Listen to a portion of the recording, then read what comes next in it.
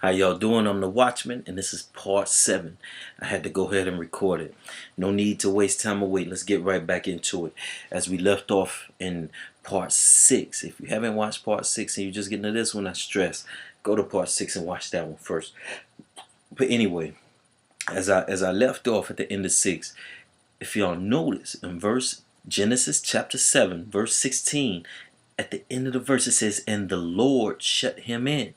You know, like I stress at the end of 6, the reason why God stresses this, because like Jesus says in Revelation, what the Lord shuts, no man can open it. No man, not the devil, no angels, no one.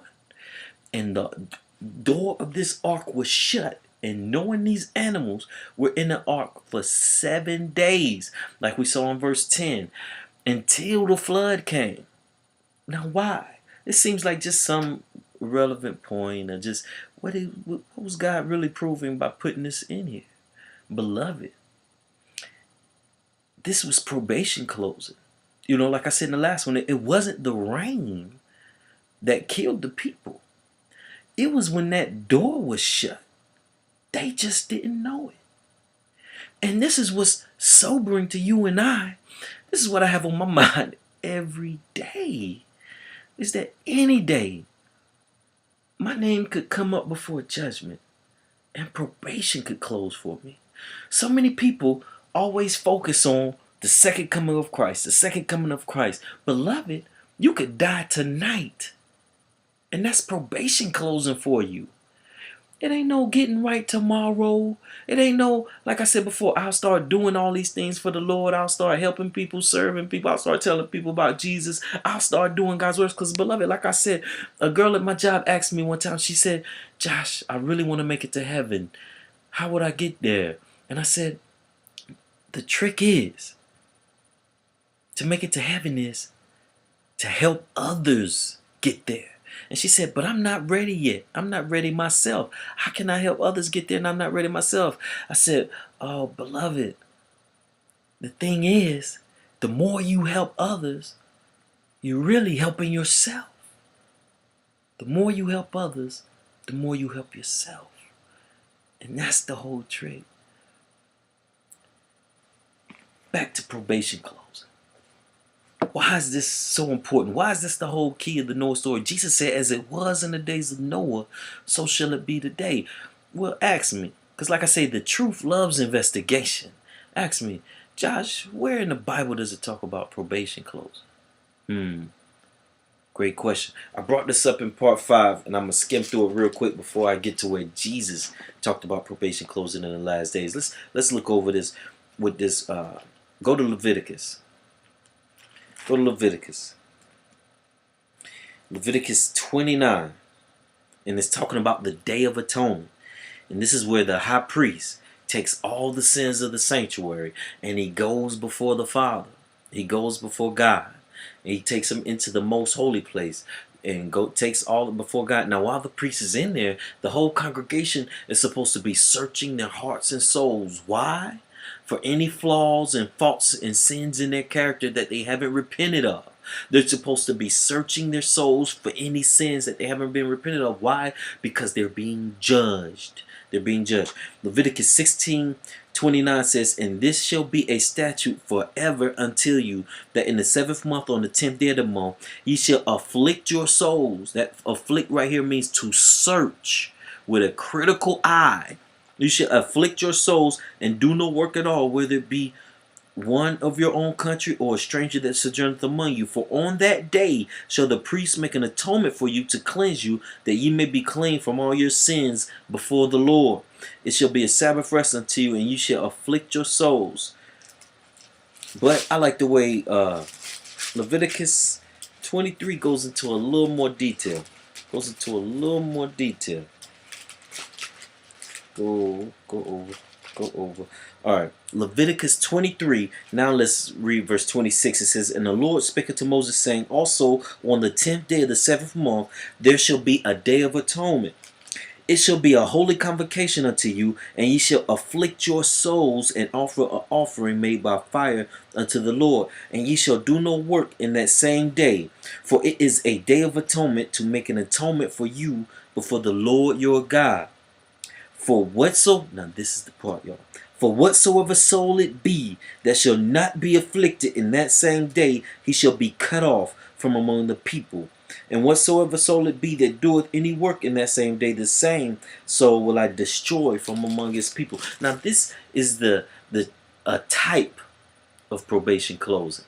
This was just a type, because once the high priest left out the most holy place, if you didn't get all the sins up out of your, search your character, if you didn't afflict your soul, as Moses put it right here in Leviticus, you were cut off from the congregation forever.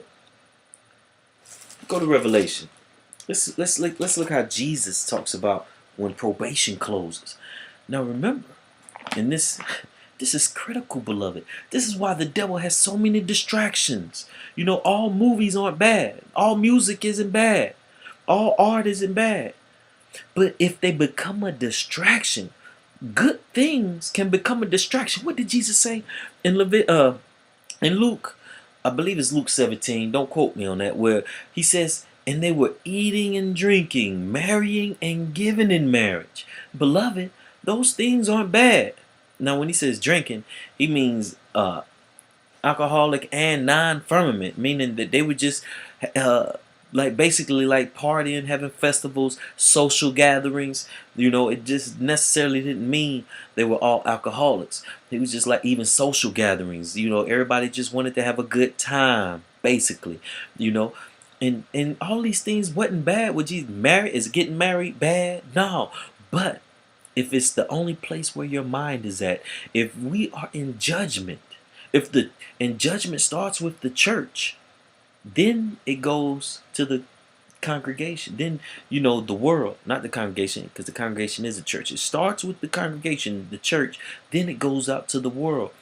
If we are in judgment, you should be searching your soul, searching your character for bringing your sins before the Lord, pleading with him to get your faults, to help you get your life right. And this is probation. We're in probation right now because, like it said, like we pointed out in Genesis 7, verse 16, when the Lord shuts that door and says, it is done. It is done, beloved. Jesus talks about this. Jesus talks about this in Revelation 22. Go to Revelation 22. And we're going to start at verse 10. Revelation 22, verse 10 says, and he saith unto me, seal not the sayings of the prophecy of this book, for the time is almost at hand.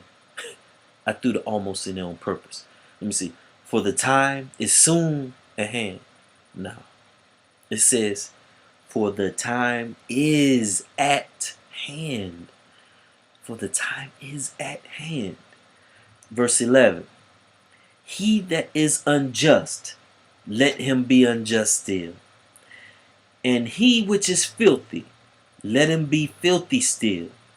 And he that is righteous, let him be righteous still. And he that is holy, let him be holy still. Beloved, what that verse is saying right here, when he says, he that is unjust, let him be unjust still. He that is filthy, let him be filthy still. Jesus is saying, there is no tomorrow to get right. Remember the verse right before that? He said, the time is at hand. The door is shut. He that is dirty, he that is filthy, he that is unjust, let him be filthy still. There is no tomorrow to get right. That's why it says, he that is righteous, it is sealed. He that is righteous when the door is shut, you're righteous. You're like Noah. You're saved. You're in the boat. But those who are outside the boat are lost. Now think about it, beloved. Let me take you back to Noah's day in this time when this happened. Go back to Genesis 7. Let's picture the scene. Noah and all these animals get in the boat. His family, his so-called family, friends, and people in the city and in the surrounding country, they're mocking him. Especially the first day. when the door shut, boom, and no rain comes. You know they was clowning. Standing outside the boat, probably hitting it with rocks, talking about, no, that's rain, the rain falling. Talking about, man, I told you in there with them animals. I know it stink. I told you not to believe Noah. Mama, you almost got in there. No, I didn't. Yes, you did. You know, clowning. They clowning, y'all. They clowning. Second day, more clowning. Third day, they mocking. And beloved, believe me, the children of God are being mocked today. Oh, you don't want to go out and party at a club? You square. You're weird. I've been called weird. I'm like, wow, okay. But anyway, they clowning. They mocking. Clowning. Can you picture them? Standing outside our, nudging each other. Oh man, I know you started to believe. Man, you told me you was gonna pack. You started packing. Aren't you glad I told you not to get in that boat? Third day passed. Fourth day passed. No rain. Fifth day passed. No rain. But then on the seventh day, isn't the number 7 for the Lord means perfection, completion? Then on the 7th day, a drop of water hits something. Another drop. It gets silent. Boom, boom, boom, boom, boom, boom. They run to the ark. They realize Noah didn't shut the door. If Noah had the power to open that door, he would have. See, the thing was, you would have had people getting on the ark who didn't believe Noah or God, who didn't love Noah or God. They were just trying to preserve themselves. And I guess God wanted to start off the new world with only someone who loved him. But then, of course, as we know, it went straight corrupt right after, because that's mankind, the worst species that God ever created is us. But beloved, I kid you not, this fact of probation closing any day, once you learn about the sanctuary and the sanctuary services, probation started in 1844 after the 2300-day prophecy. Study the book of Daniel before you mock, before you clown. Study the sanctuary. This is why so many don't get it, because there is no study of the sanctuary anymore. The sanctuary was a blueprint and a map for us. And if they had studied the sanctuary in William Miller's time, there wouldn't have been a great disappointment in 1844. They thought that the prophecy of Daniel 8, where it says the sanctuary will be cleansed, they thought that meant the earth would be cleansed, because they thought that the earth was sanctuary. But that was just their lack of knowledge of the sanctuary. When it says the sanctuary will be cleansed, like we just read about Leviticus, about the sanctuary services, the sanctuary was cleansed when the high priest took all the sins of the people before God to be judged. 1844 was when judgment started. Beloved, this was 170 years ago. God is only prolonging it for you and I. He's only pleading and hoping that we change. That's why there's so many distractions. The devil knows. Check this one thought. The devil, no, we don't even know how old he is. The devil could be he's millions of years old, and he knows we have but a short time. We only live 70 years at the most, and we act like we got forever. Beloved, it's not when Jesus comes that you should be worried about. You should be worried about when that door shuts, when probation closes, when your name, the book of life that has all of your deeds and works. As Revelation said at the end of Revelation 22, verse 12, after he talks about probation closes, it says, and behold, I come quickly, and my reward is with me to give every man according to his work. Meaning probation is closed. Man will now be judged.